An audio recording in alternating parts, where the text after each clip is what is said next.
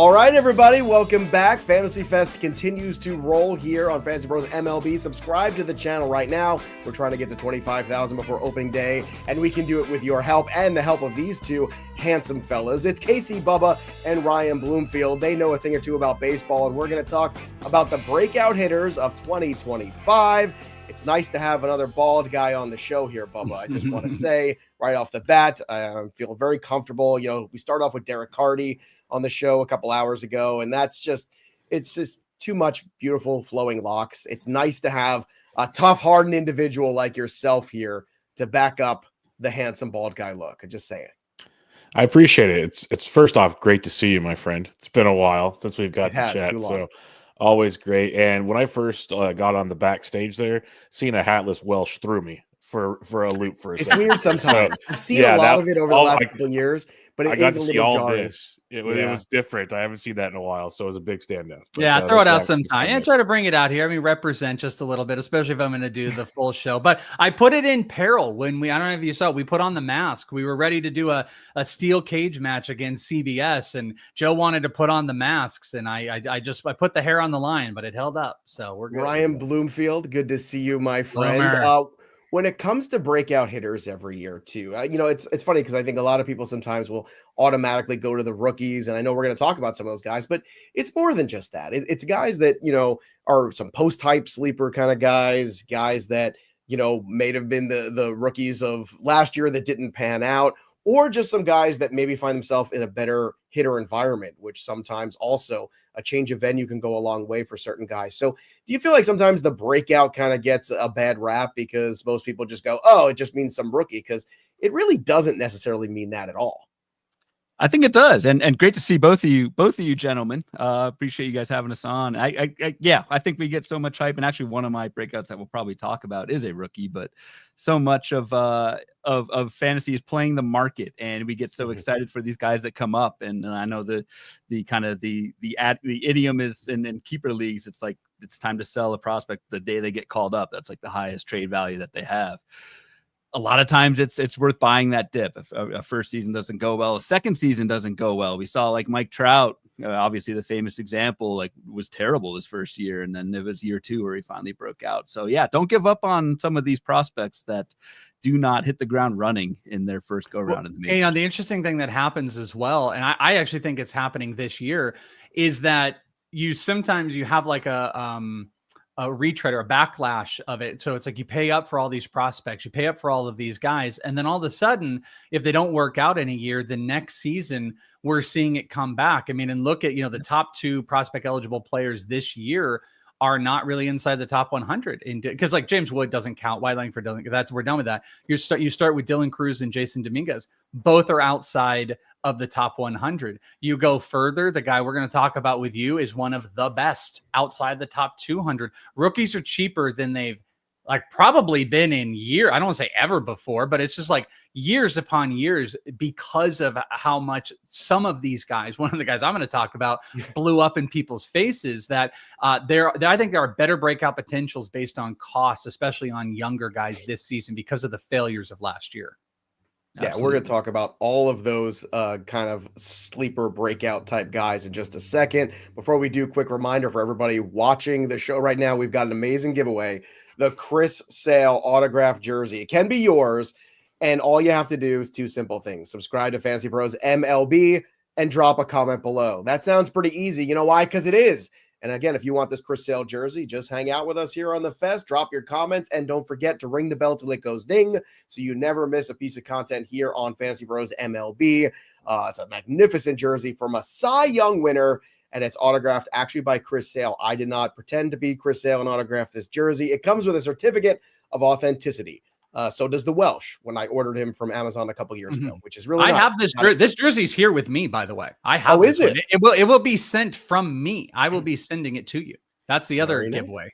Wow. So, maybe, put some perfume on it or something like that. A little, this essence of Welsh, you think, on there? Yeah, I'll do like a little card. I'll like a little kissy face. I'll like autograph it. There you go. There you go. All right, let's get after it. Let's start with Casey Bubba. Who is the first guy on your list here? Garrett Mitchell. Let's discuss him and why you think he could be headed for a breakout this season. It's one of those that he was expected to be the starting center fielder last season, broken hand in spring training.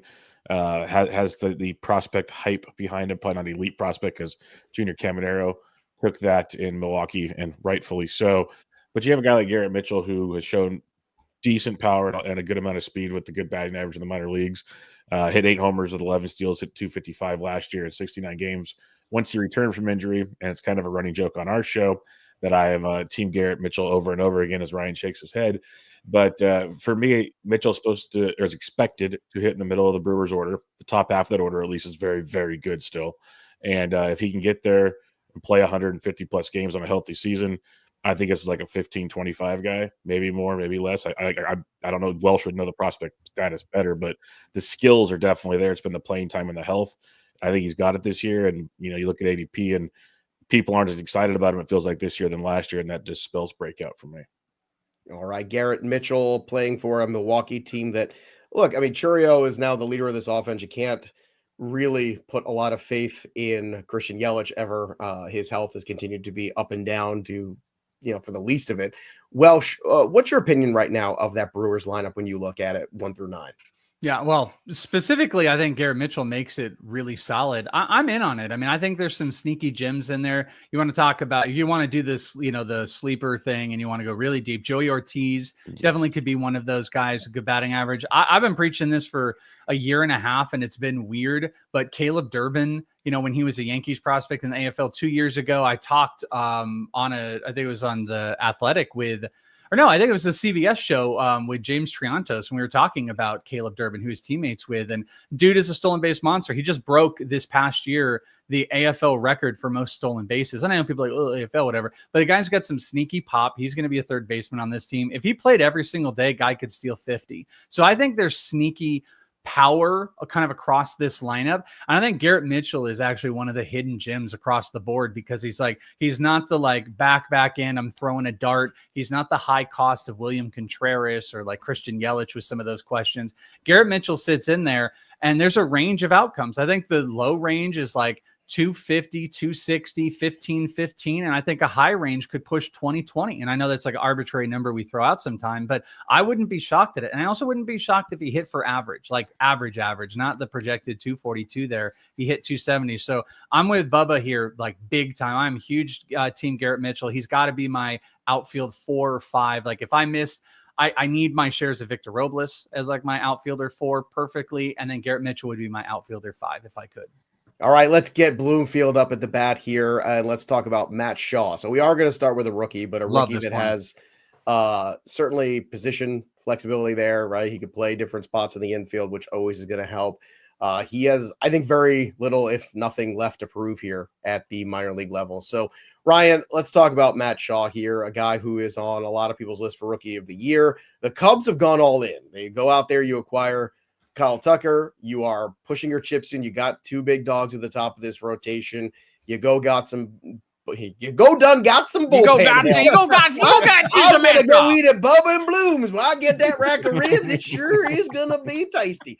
But look, you've got a situation with Matt Shaw where he is going to get the majority of bats no matter when it starts. It's eventually going to be the majority at the major league level.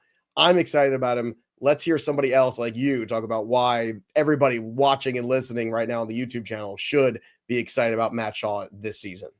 Yeah, and I'm kind of notorious for drafting old, boring veteran players and drafting like the oldest team possible. Matt Shaw is the exception to that because I mean, the price is so cheap. It's outside a top 200 pick.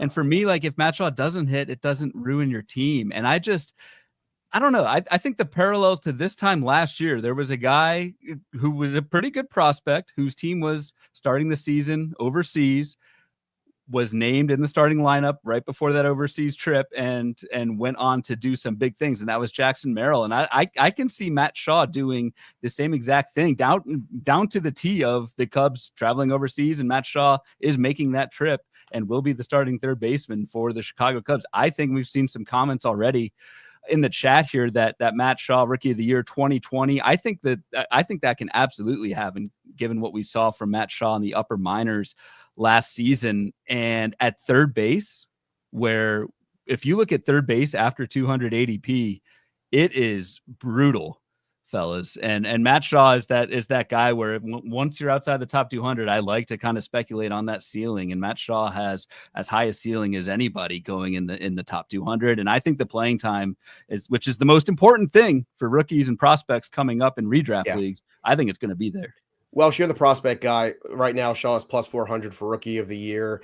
I love that Ryan mentioned Jackson Merrill because that was kind of the guy. I don't want to get him out of nowhere, but I don't remember talking to anybody who was as high on Jackson Merrill as you were. You had rookie of the year shares for him. Yeah. Do you see a Jackson Merrill-esque sort of breakthrough right away and then just gets better as it goes kind of season for Matt Shaw like we saw at Merrill last year? By the way, one of the greatest collectibles I would have in my collection is I was able to get Jackson Merrill to sign his rookie card with the inscription of my odds. I bet on him for rookie of the year. I have it here. Oh, wow.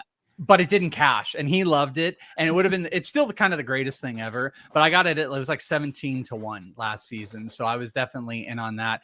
Yeah, I'm so co-signing on this. I'm actually up right now. I'm in tout draft and hold. And I got Matt Shaw because I didn't have a third baseman. I got him at 256. And I think that's a screaming deal for a guy that 20 homers, 30 stolen bases last season, 4 average, not a crazy worrisome strikeout ratio. Actually, we have a sleep article coming out this week and I put Matt Shaw in there because like he's going to get all the opportunity this entire season long. He's got a really good skill set. 2020 is in line again. It could waver. It could be more like 18 and 25. I think he's going to steal. I just think he's one of the great picks to get in on. And it's the rookie of the year could be tough with Roki Sasaki, but the reason he is at that 400 marker is because Roki's keeping him back. If not, I think the odds would be a lot worse in this situation. Next guy on our list is a guy that I'm buying back in on hard. And last year I was fading at the top. And Welsh and I had a lot of discussion. I thought they were maybe pushing a little bit too much too soon with Jackson Holliday. I don't think that this year. I look at Jackson Holliday as an absolute steal because I like the adjustments that he's made in the offseason too. He's gotten rid of the leg kick. Everything's getting a little bit simpler. He's getting a little bit fuller in the body too. He was, 20-year-old kid last year. And as the body develops, the power will continue to develop too a little bit. I don't expect him to be a 35 home run guy, but he's a strong kid. And he's a kid that has excelled at every single level except the big leagues. And it's only a matter of time. Welsh, talk to me about Jackson Holliday in 2025, why you think this is the year that finally he has his breakout. Well, yeah, to like completely avoid the Mike Trout adage, like we talked about, it's like, rookie year, they struggle, blah, blah, blah.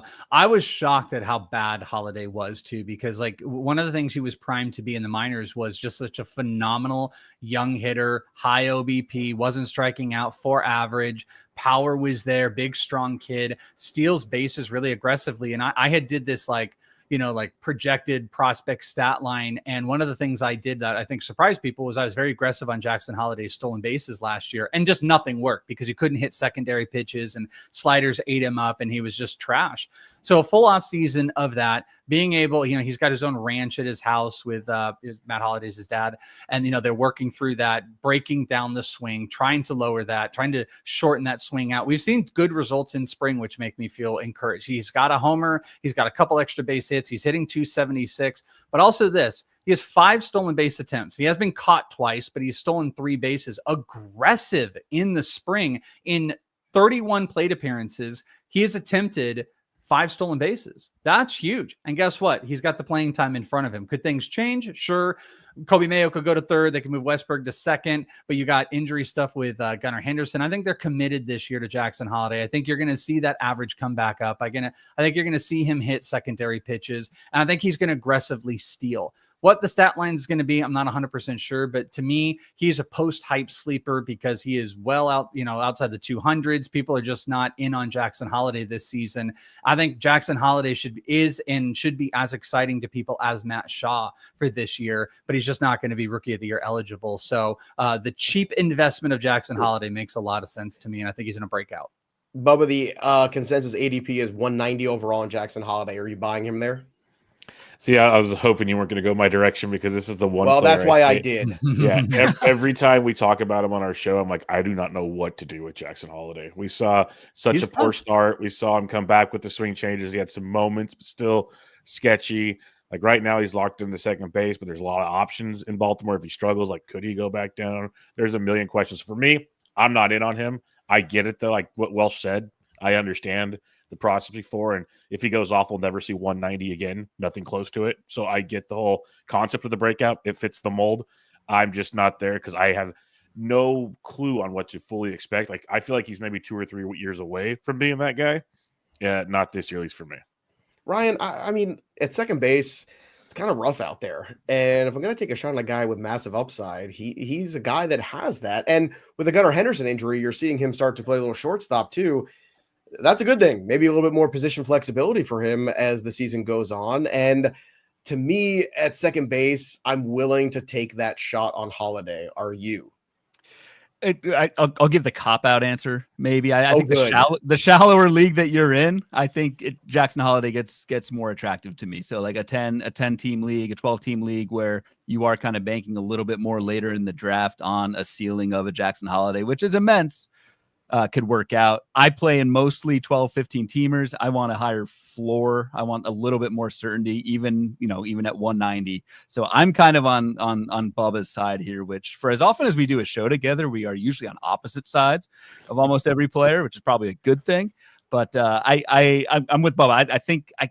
I just think we're depending on it, or we're planning on it to happen this year, and I don't know if that. I want to see what the chat says. Chat, drop it in. Are you in or out on Jackson Holliday? We can even get a poll on that. That would be a fun one here. I want to get to a super chat that we have here. Before we get to the super chat, just a quick reminder also that leading off this year is going to be on Twitch. That's right. Your favorite fantasy baseball program with these two handsome devils is going to be on YouTube on demand as always, but we're going to be live this year on Twitch, and we want you to join us for that Twitch stream every single day, live noon Eastern time at twitch.tv/fantasypros.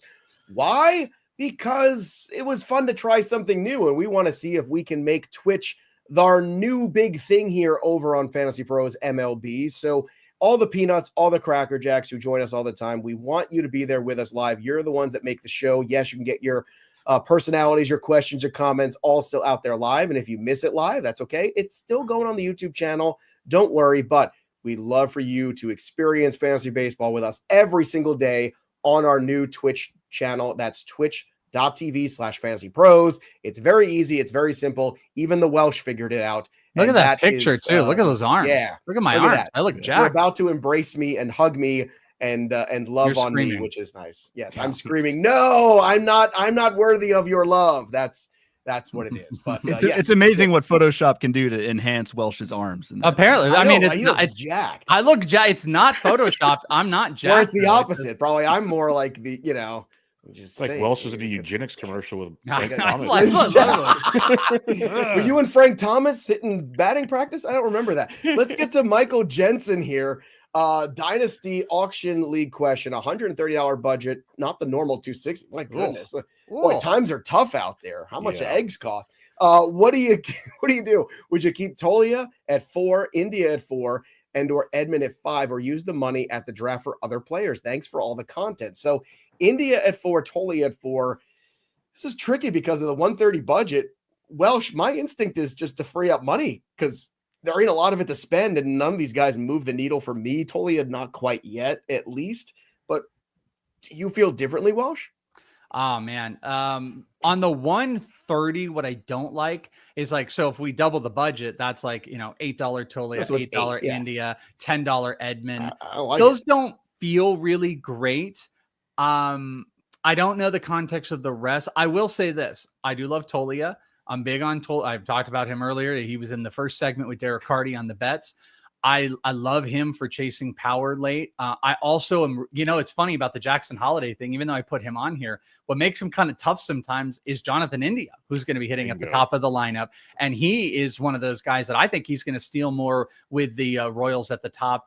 And if when India's going like 220 and Holliday's going 30 spots higher, it does make it hard. So you can contradict even my own kind of breakout there. So like, I would be interested in those two if I were keeping it. I can't 100% understand your circumstances of the money and other guys that you're keeping and whatnot, but it seems a little bit expensive comparatively. But Tolia and India, I could justify. I can't justify it. Bubba, can you? If it's anybody, it's India for the reasons Welsh mentioned. I'm a big India fan this year, but an $8 India, like the way Welsh converted it was where my brain was when I saw it show up in the chat. And you can get all those guys cheaper than what you're keeping them for. So free up the cash and build appropriately. Put in the chat, it's a 12-team league, 25-man rosters.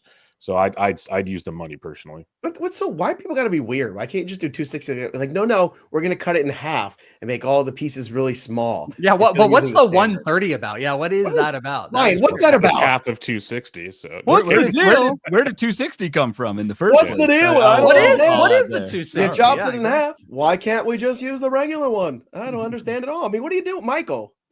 Email a strongly worded email, Michael, to your league commissioner. I think that's what matters here. All right, let's get to some more guys that are going to break out here potentially in the season here. And let's go back to Casey Bubba for a guy that, a few years ago, people were very excited about. Now, all of a sudden, it's another situation kind of like the Orioles where is there any room at the inn for this player? It's Christian Encarnacion-Strand. Now, my big thing, Bubba, when I used to watch Strand, and Welsh knows this, is he has that big hitch in his swing. And you've got to have really explosive hands in order to get that hitch back up in order to make good contact. It's the old hitting coach of me kind of coming through, and I just don't love it necessarily. And I thought he would struggle as he got to the big leagues with better pitching, and he did. Do you think he could turn that ship around in 2025? Yes, I do, for a couple of reasons. Is technically, did he struggle in 2023 in 63 games at 13 overs and hit 270? Not horrible. Last year was an injury-riddled season, 29 games. I'm kind of like wiping that off the slate. But 23 in the minors and the bigs hit over 30 home runs. 2022 hit over 30 home runs. The reason I love CES is he's going extremely late because people are like over him. Like you mentioned 2 years ago, everyone wanted to draft him. Then he gets hurt. Now we're kind of done. And he's still this guy that's crushing it in spring training. Doesn't have a home, technically, like you said, but are we living in a world where like Heimer Candelario and some other guys are going to block him from playing every day? Like Jake Fraley's going to DH instead of CES if he's hitting 30 bombs. Are we really living in this existence? They got rid of David Bell. I thought Francona would be smarter than this. We'll see. But I think just talent-wise, we've seen him hit for average in the minors, and that 270 was promising because I agree that the hit tool does scream problems. But the chance for 30-plus home runs that late in the draft, playing a Great American Small Park, they could give him a ton of RBIs as well.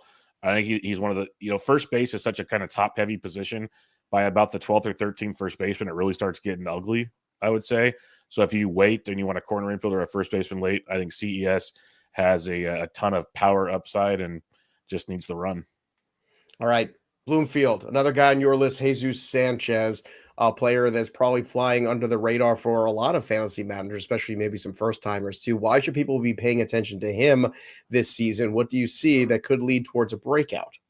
He's got the skills, Joe. He's got the skills. That's why I like Jesús Sánchez. Only 18 home runs and 537 plate appearances last season with Miami, but beneath that was 43 barrels, a 12% barrel rate. Like the raw power is really good. He ran with Miami last season, and I think this is kind of a double-edged sword. Like, yes, the Marlins are going to be terrible. Like, their lineup is bad, but Jesús Sánchez is going to hit every single day in that lineup, hit third. I think even against lefties. He does struggle against lefties, but I think you're getting someone who hits in the middle of a lineup without much talent behind him. So I think the stolen bases are still going to be there for Jesús Sánchez. The strikeout rate has improved as he's gone through the minors, age 27 season. So I just feel like everything is kind of in place for Jesús Sánchez to take that next step. And he's going at a point in drafts where, I don't know if you guys have noticed this, but like once you get past like pick 200, around 250, something like that, outfield starts to really die. It's very tough in those outfield streets. And I think Jesús Sánchez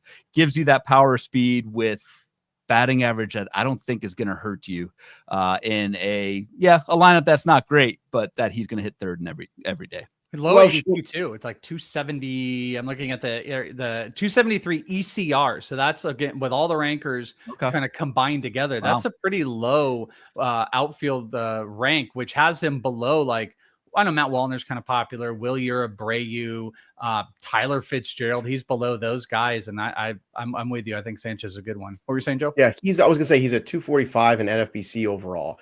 I was just kind of curious, if you're looking at that same range, some of the other names that are floating around there. Okay, George Springer's at 239. Well, who would you rather have, Springer or Sanchez? I would probably go Springer, but like Springer's having I think a pretty horrid spring training, no pun, that's out there. Better team context, but I think what's key there is it's not that far. It's not that far off. Well, Bladay's in that area too, and that's a guy that I tend to take. What's funny is Garrett Mitchell is also here. So Mitchell and Sanchez, Bloom versus full Bubba. circle.